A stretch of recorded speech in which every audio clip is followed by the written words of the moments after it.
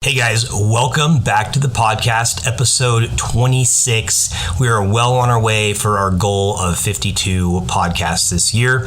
One thing that I was told when I started the podcast was it's really easy to get a podcast off the ground. It's really difficult to get them going. And I have found that to be exactly true. But we have such a great community here at the gym, and then people that listen to the podcast as well. And you guys are giving me great feedback. You guys are giving me great content to talk about, and you're also asking me to be on the podcast. So all of that stuff really, really helps me figure out if the stuff that I'm putting out there is what you guys are wanting. So go ahead and comment on this one, share it with a friend, email us back. Just let us know that what we're putting out is awesome content and the stuff you want to hear more about.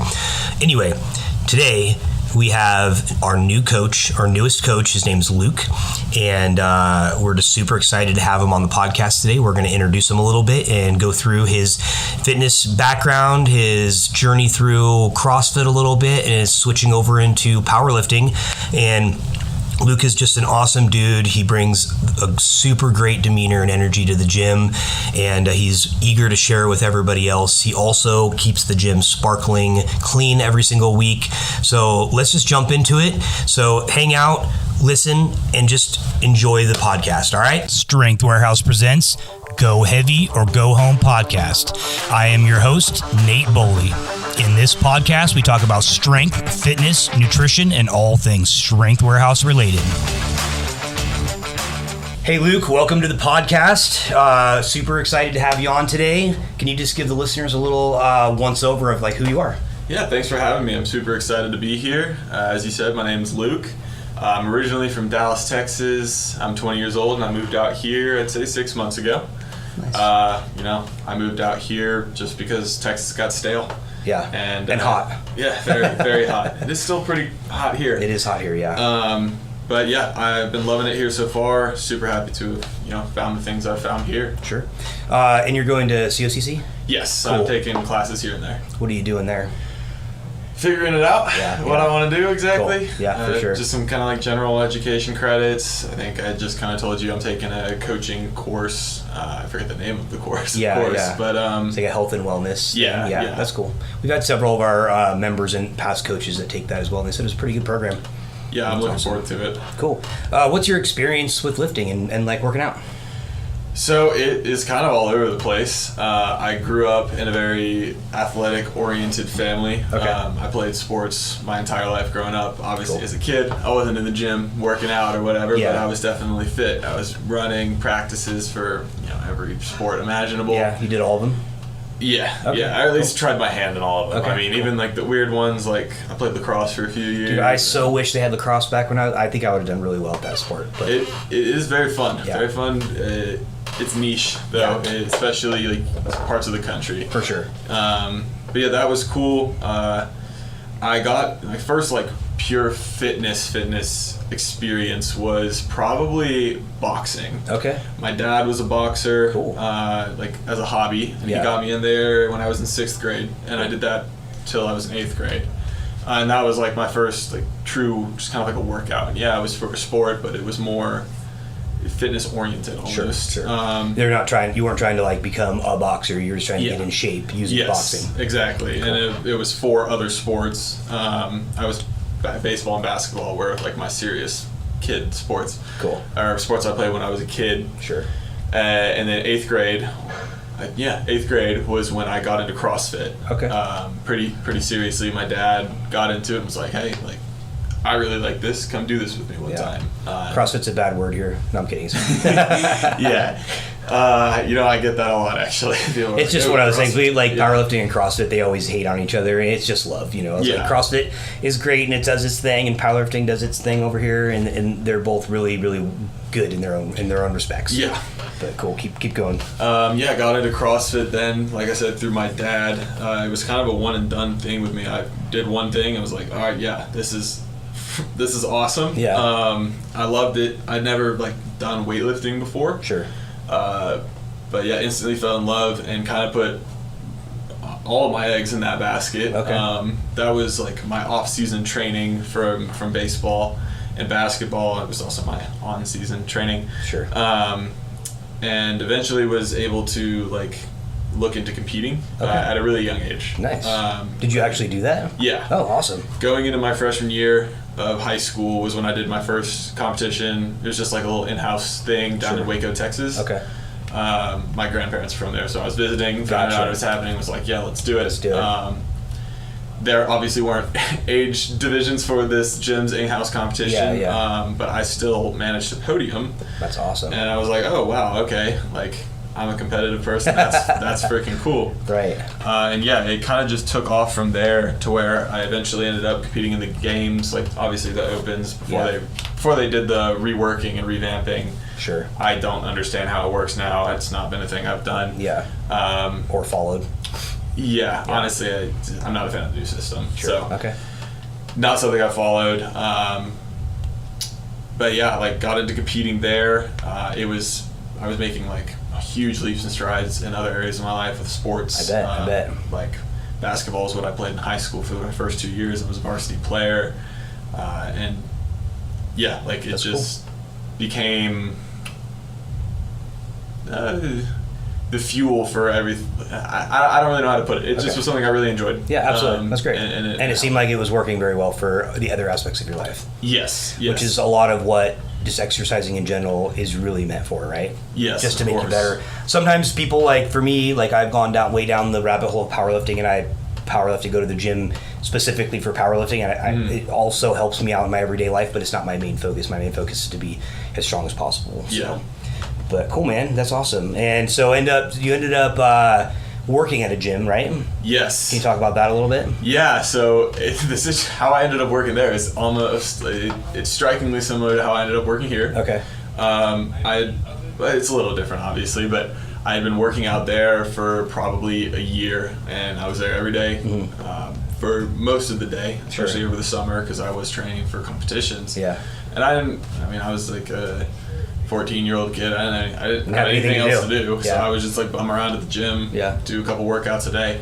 Cool. And I wrote a letter to the owner of the gym who I had gotten to know because he was there all day. Still a pretty small gym at the time. Just saying like, hey, I'd love to do anything here. I'd love to have just get a first job. Sure. Whatever you need. And I started off as a janitor there. Cool. Much like how I kind of started here, just doing the cleaning. 100%.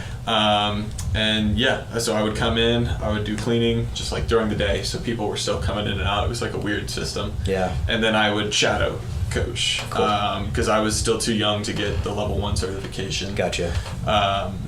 But they wanted to kind of get me going on that route. Yeah.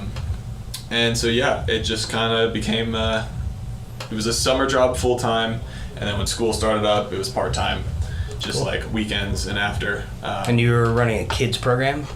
Yeah, so that was my thing. That came about a year into me working there. We moved locations. CrossFit Strong was what it was called. Bought an American Ninja Warrior gym and the space that they were in, which was, probably 4 or 5 times the warehouse space we were in. Cool. And we cut it right down the middle. Mm-hmm. Half was the American Ninja Warrior side, and the other half was CrossFit, and then we had an Olympic lifting side as well. That's cool. It's a big gym.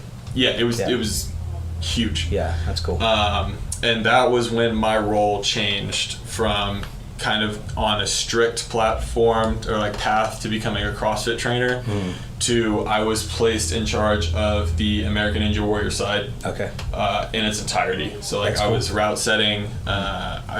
Birthday parties were a big part of it. Yeah. I was a party host. I was a jack of all trades, and at that point, and we would have camps come in we just call them American Ninja Warrior camps, but they were strength and conditioning camps.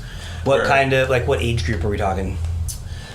All different ones, or you had specific for youngers and then a specific for middlers and a little older? So we did break it up like that, cool. But it was a wide array of ages. I would say probably 14 was probably the oldest I was working with. After that, if they were coming in, they were just doing the CrossFit stuff. They weren't really interested in the more quote fun side of the gym, which was the American Ninja Warrior stuff. Nice. But those programs, a lot of it was just these parents needed a place to drop off their kids while they went to work over the summer and then have fun. Yeah, and so they'd have fun, but we'd do a lot of it was plyometric work, conditioning, just general conditioning, so like sprints, some light sled pushes, body weight stuff, mixed in with the American Ninja Warrior stuff. Nice.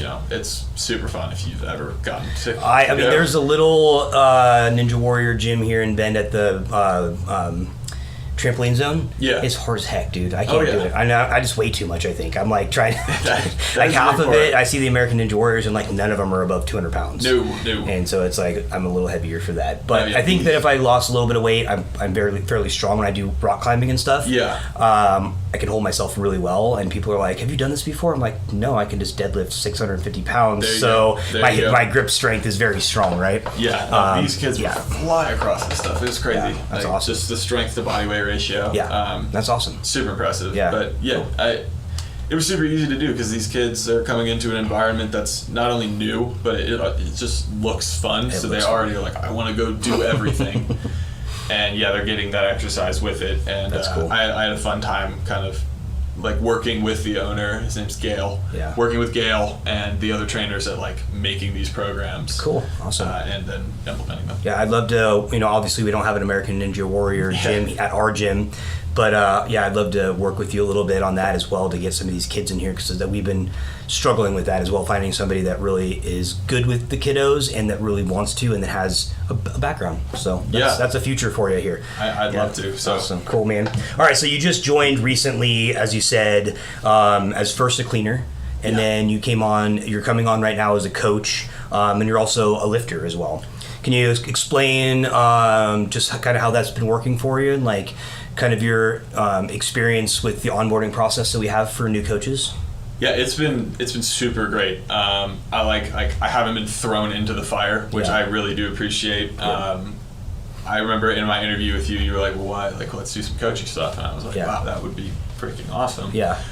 But I was like very nervous at the same time. For sure. My coaching that I did before was very different than the coaching here. Sure. It was still group setting, but like I was never the pure sole main coach. I was technically like shadowing. Yes, I'd run the class, but whatever. It's just different. It's very different. And powerlifting like purely wasn't something that I had like in depth explored. I'd been doing a lot of it without really quite realizing it. Sure. But I've really appreciated I wouldn't call it like a slow path, but it's a very set path with incremental steps to take. Yeah. Like now learning the on-ramps. I know that you and I are going to run through the bench press after this. Yep. And just like y'all are super gracious with offering any information that I ask. Cool. Good. And like I don't feel afraid to ask questions and not know things because I know that y'all have the answers and you're like, and we want you to know this. Yes, exactly. We want you to succeed and we want you to know it, and that's a lot of the reason why we've started refining kind of more our coaches' onboarding process, just to make sure that they're as knowledgeable and better than us, as we go through all that type of stuff. So it also, like you said, helps. It's very nerve-wracking for a new coach to run into a class that's already been running. Because they have their clique going on, they know who their coach is, and all of a sudden you're the new face and they have to listen to you, right?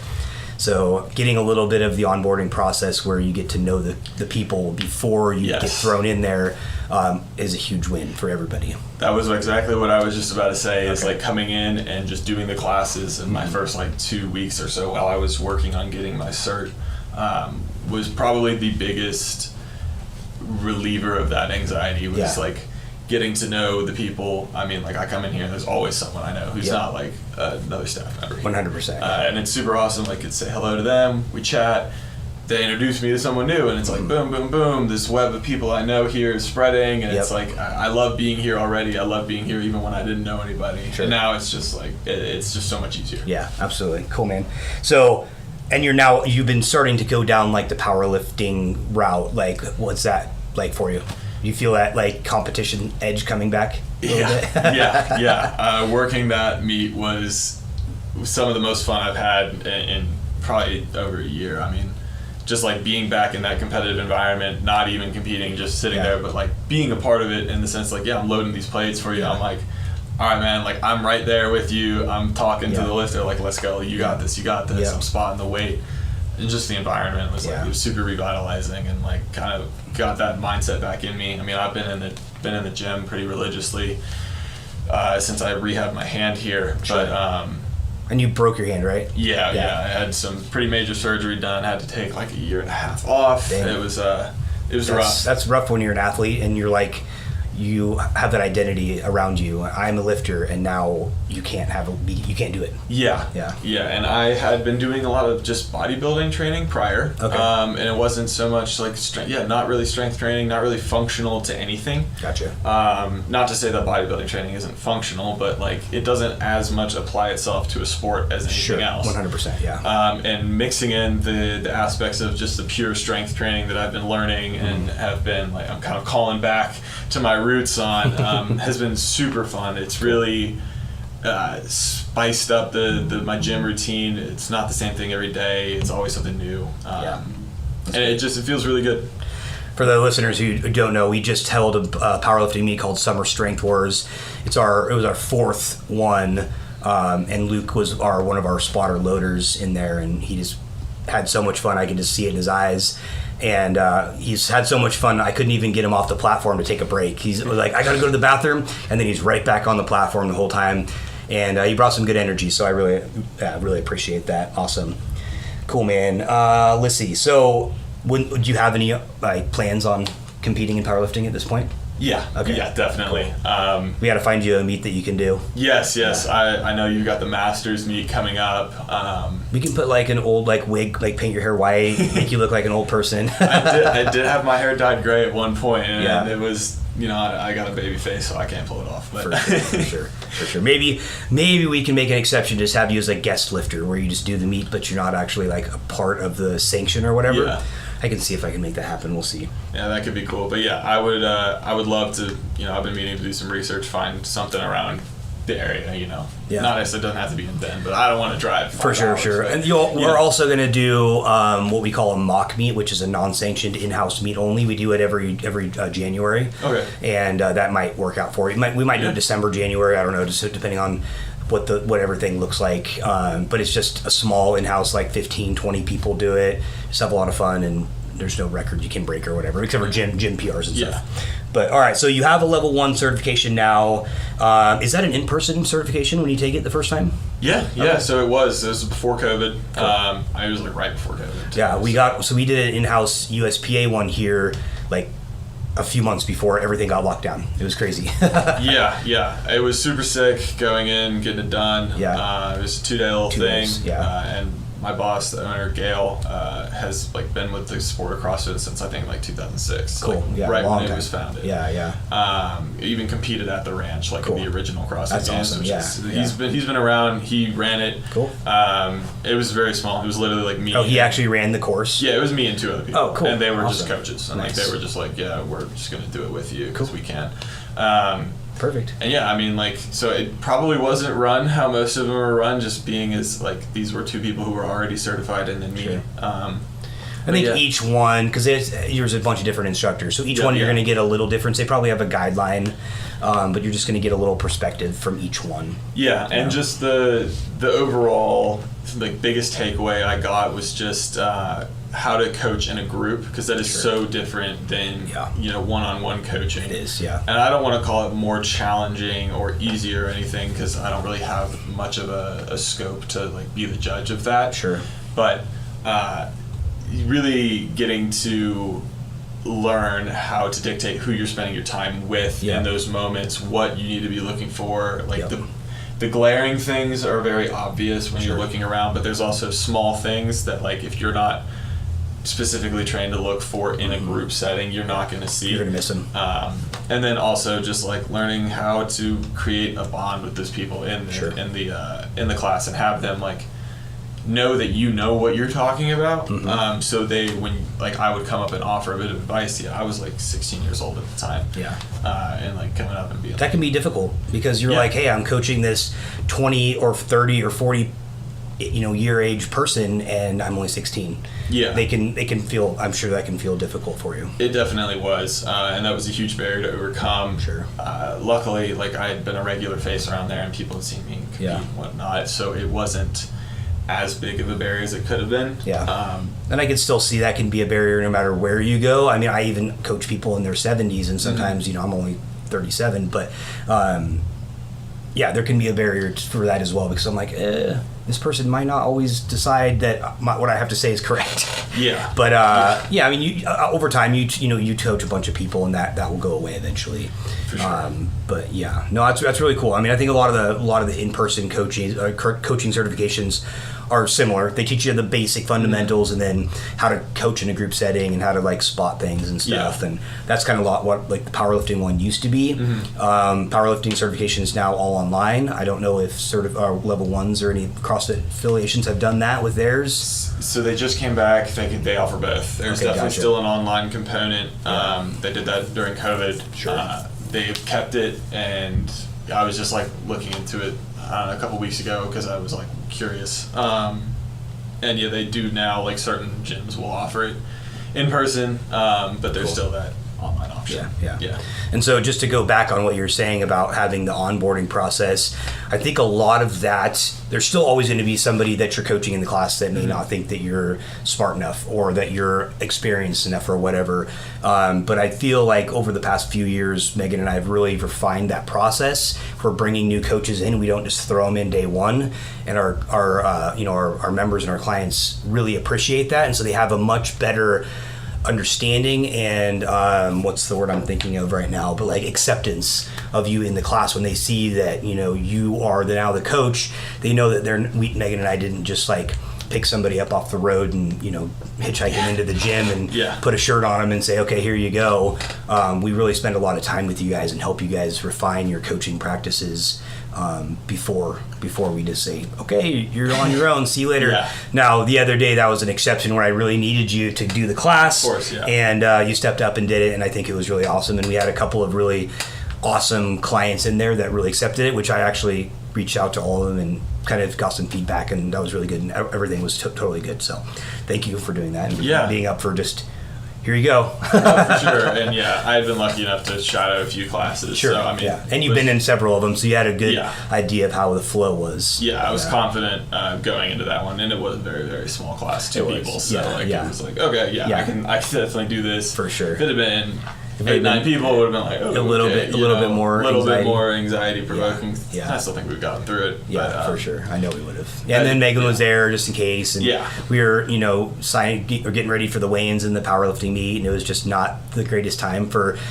coaches to have a miscommunication on who's supposed to be there. But thank God we all got it taken over. All right, man. So what would you say are your passion areas in strength training? Like, what do you find as you're kind of going through? Is there something like specifically you like to coach better than something else? Or, like as far as movements go? Yeah. Or, I mean, you could do either movements going or like finding helping somebody through into like a PR, or helping somebody through like a movement dysfunction that they have, or something like that, or anything. Okay, yeah. I think for me, obviously you've got the 3 main lifts. I like to focus, obviously you have to put a certain amount of focus on those 3 main lifts, but accessory work is super important. 100%. And accessory work is where you can you can break out of the monotony of your programming. Sure.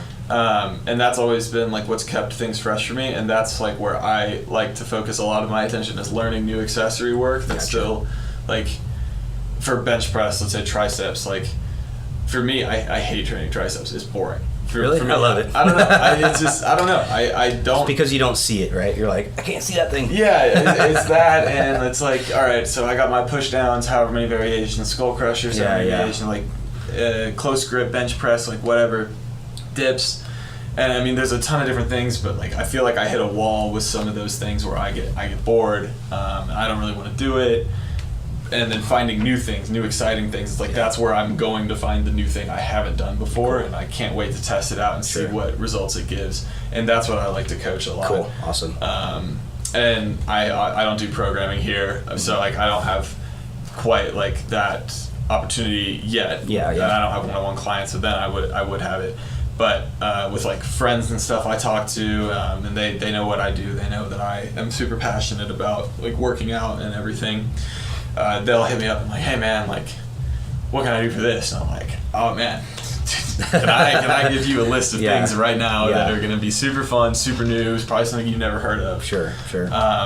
The cool thing is like doing something and then testing it out and seeing how it actually affected XYZ, right? Yeah. Like a bench press or a squat or a deadlift or a clean or just like a physique, right? Yeah. A physique, aspect. I'm going to do this. I'm going to hit my tricep this specific way for so many weeks, and I'm going to see if my tricep looks different or is it bigger or whatever.